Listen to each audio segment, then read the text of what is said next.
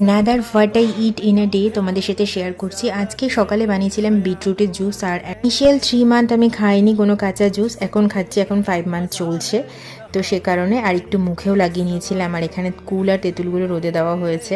আর আজকে দুপুরের মেনুতে যেটা ছিল তোমাদের সাথে শেয়ার করে দিয়ে, ডাল ছিল, ডিম কষা ছিল, হাঁসের ডিমের কষা, আর ফুলকপি আর আলু দিয়ে একটা রসা মতো বানিয়েছিল মা, আর এটা খেতে খুব ভালো হয়েছিল। তো তোমাদের যারা যারা তোমরা হোয়াট আই ইট ইন এর ভিডিওগুলো দেখছো, তোমাদের কেমন লাগছে একটু কমেন্টস করে প্লিজ জানিও নিচে।